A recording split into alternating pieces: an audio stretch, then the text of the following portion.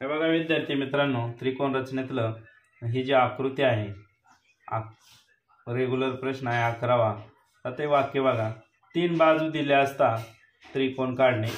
आणि प्रश्न असा आहे की 5 सेंटीमीटर 7 सेंटीमीटर आणि 4 सेंटीमीटर बाजू असणारा त्रिकोण काढा।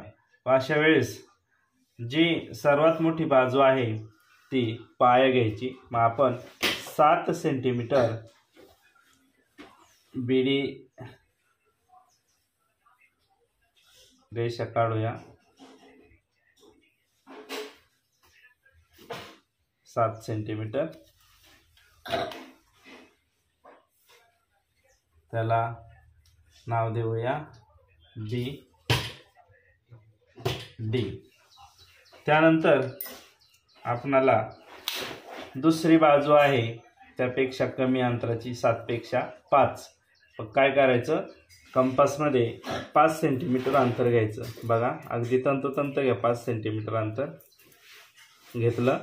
बी बिंदूतून वरच्या बाजूला 6 कंस करा। त्यानंतर तिसरी बाजू दिलेली आहे आपल्याला किती, 4 सेंटीमीटर। कंपासमध्ये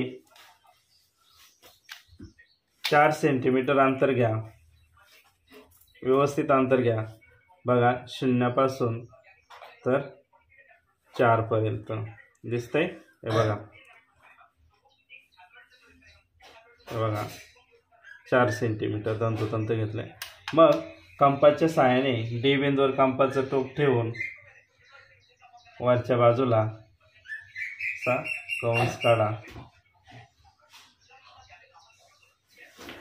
हा कंस छेदत नसेल तर बी बिंदूवर कंपासचं टोक ठेवून 5 सेंटीमीटर अंतर घेऊन हा कंस असा छेदून घ्या।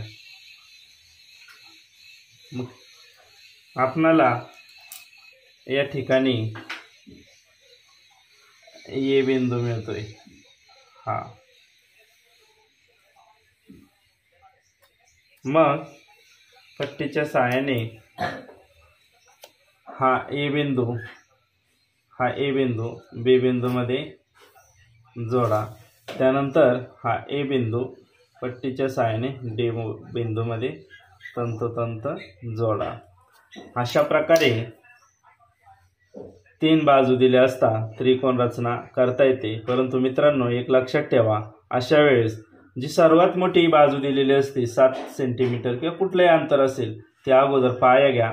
त्यानंतर त्यापेक्षा कमी अंतर असणारा जी बाजू आहे ती नंतर बाजू कंपासमध्ये घेऊन बी बिंदूवरून कंस करा आणि त्यापेक्षा कमी आहे ती बाजू घेऊन या डी बिंदूतून वरच्या बाजूला कंस करा आणि दोनही कंस छेदतात त्या ठिकाणी ये नाव द्या। अशा प्रकारे 3 बाजू दिल्या असता त्रिकोण रचना करता येते। धन्यवाद।